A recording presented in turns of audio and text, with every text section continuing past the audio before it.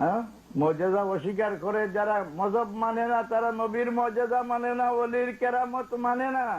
ওলির কেরামত এইগুলা হইল রাসূলুল্লাহর মর্যাদা। কিয়ামত পর্যন্ত এই জমিনে ওলি আল্লাহ থাকবেন বলিয়া কোরআন শরীফে আল্লাহ ভবিষ্যৎবাণী করিয়া রাখছে।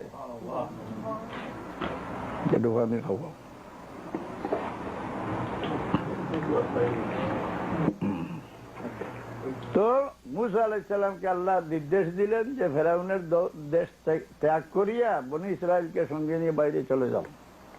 কিন্তু হে মূসা, তুমি ফেরাউনের দেশ ত্যাগ করলে আমি খুশি হব না। আমার নবী ইউসুফ আলাইহিস সালামের লাশ কোথায় আছে তালাশ করে উঠাইয়া সঙ্গে নিয়ে যাইতে হবে। ইউসুফ আলাইহিস সালামের 700 বছর আগে মারা যান। আল্লাহ পাসনি দেন কে ইউসুফ আলাইহিস সালামের লাশ উঠাইয়া নেও। যদি মাটি নবীর শরীর নষ্ট করতে পারতো তো এই আল্লাহর পাসনিটা ভুল হইতো না? উঠাইয়া নিয়ে কেনান দফন করছে না, নবীর শরীর নষ্ট হয় না। বরং জালালউদ্দিন সুয়ুতী রহমাতুল্লাহ আলাইহি লিখছেন নবীর শরীর মাটি নষ্ট করতে পারে না, শহীদের শরীর মাটি নষ্ট করতে পারে না, এবং যাদের অন্তরে কোরআন শরীফ আছে তাদের শরীরটাও মাটিয়ে নষ্ট করতে পারে না। বলি আল্লাহর শরীর মাটিয়ে নষ্ট করতে পারে না। যে ফিরাকি তো আসিল, ইহুদি ধর্মেও তো ফিরাকি আসিল। তাদের পীর সাহেবের নাম কি আসিল? আহবার। খ্রিস্টান ধর্মের পীর সাহেবের নাম কি আসিল? রহবান। ও রহবানিয়াতান ইবতাদাউহা মা কাতাবনাহা আলাইহিম ইল্লা ইবতিগাআ রিদওয়ানিল্লাহ। যারা ফিরাকিকে অস্বীকার করে বুঝেন যে এরা মুসলমান, যাতে মুসলমান, কিন্তু এদের অন্তরে ঈমান নাই। কারণ যেটা দলিল দ্বারা প্রমাণ, আরবের জমিনে খ্রিস্টান ধর্ম পার হইল কিলা ইতিহাস জানেন আপনারা? খ্রিস্টান ধর্ম আরবের জমিনে পার হওয়ার ওসিলা কি? বলে এক পীর সাহেব। এই পীর সাহেবের নাম কি ছিল? বলে ভাই মিয়ন। উনি আরবের জমিনে নজরানে গিয়া বসিয়া আল্লাহ আল্লাহ খুচরা বানাইয়া আল্লাহ আল্লাহ করতে লাগলেন। এক ছেলে উনার দ্বারে এমন ভাবে মিলল যে এই বাচ্চাটা উনার রঙে রঙিন হয়ে গেল।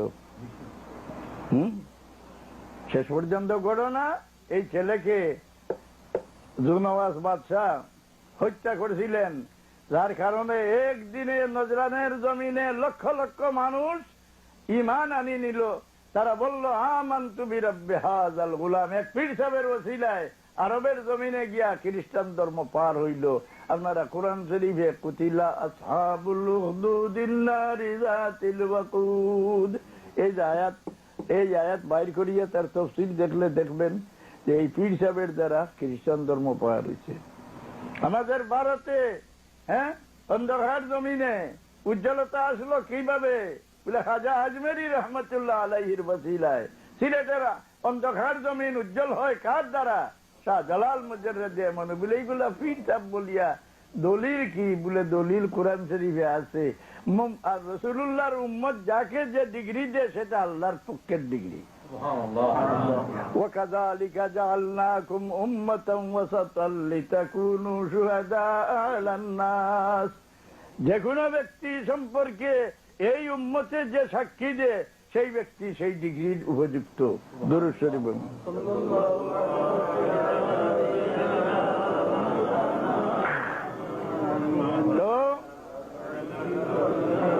ইউনূস আলাইহিস সালামের তসবিহ তো গহনী দরিয়ার নিচে তাকিয়া উনি পাইলেন, পড়লেন, সেটা আমাদের আল্লাহ দান করছে কিনা? আবার বলে ফাসতাজাবনা লাহু ওয়া নাজ্জাইনাহু মিনাল গাম ওয়া কাযালিকা নুনজিল মুমিনিন। এই তসবিহ দ্বারা ইউনূস আলাইহিস সালামকে চিন্তা থেকে মুক্তি দিলাম। একা টাকা বড় চিন্তার কারণ ওটা বাইর করে দিলাম। আর এইভাবে কিয়ামত পর্যন্ত উম্মতে মুহাম্মদীর মুমিনরা এই তসবির ওসিলা নিলে তাদের আমি বিপদ থেকে মুক্তি দান করতে থাকি। ও কাযালিকা নুনজিল মুমিনিন। তো খিজির আলাইহিস সালামের সঙ্গে সাক্ষাৎ হইল। উনি বললেন যে আপনাকে আল্লাহ যা ইলম দান করছে এগুলো আমাকে শিখাইবেন। বলে না, তুমি ধৈর্য রাখতে পারবে না। উনি কি বললেন যে হে মুসা, তোমাকে আল্লাহ এক ইলিম দান করছে, আমাকে দান করছে না। আমাকে এক ইলিম দান করছে যেটা তোমাকে দান করছে না, ইলমে বাতিন। 10 জাত ইলিম জগতে আল্লাহ দান করছিলেন আদম আলাইহিস সালামকে, এক ইলিম, একটার নাম ইলমে আসমা, ইলমুল আসমা, যে কোন গাছের পাতা দিয়ে আপনি শাক খাই দিয়ে তরকারি খাবেন, কোন গাছের গোটা কাঁচা খাবেন, এগুলা কি কারোর বাপদাদা শিক্ষা দিছে না বৈজ্ঞানিকরা শিক্ষা দিছে না আদম আলাইহিস সালামকে আল্লাহ শিখাইয়া দিছিলেন? হ্যাঁ, ওয়াল্লামা আদম আল আসমাআ কুল্লাহা, মানব জাতির জীবনের ব্যবহারের সব জিনিস আল্লাহ আদম আলাইহিস সালামকে শিখাইয়া দিলেন। হ্যাঁ, দাউদ আলাইহিস সালামকে ইঞ্জিনিয়ারিং শিক্ষা দিয়া দিলেন, সুলাইমান আলাইহিস সালামকে পশুর বলি শিক্ষা দিয়া দিলেন। হ্যাঁ, খিজির আলাইহিস সালামকে ইলমে ফরাসত, ইলমে মুকাশেফাত, যাকে ইলমে বাতিন বলা হয়, ইলমে বাতিন শিক্ষা দিলেন। হ্যাঁ না, ইউসুফ আলাইহিস সালামকে তাবির, হাবের তাবির শিক্ষা দিলেন। ঈসা আলাইহিস সালামকে চিকিৎসা বিভাগ শিক্ষা দিলেন। এইভাবে 10 ইলিম 10 জন নবীকে আল্লাহ দান করেছিলেন। 2 ইলিম কোন নবীকে আল্লাহ দান করেন না, কিন্তু রাসূলুল্লাহকে 10 ইলিম একত্র করে আল্লাহর হাবিব বলছেন বুখারী শরীফের হাদিস, উতিতু ইলমাল আউয়ালিনা ওয়াল আখিরিন, একেবারে 10,000 ইলিম উম্মত মুহাম্মদুর রাসূলুল্লাহ সাল্লাল্লাহু আলাইহি সাল্লামকে আল্লাহ দান করে দিলেন। ইলমে বাতিন, ইলমে বাতিন কি বলে? ইলমে ফরাসত কোরআন শরীফে আছে, এটা অস্বীকার যে করে, একে কোরআন শরীফ মানছে না।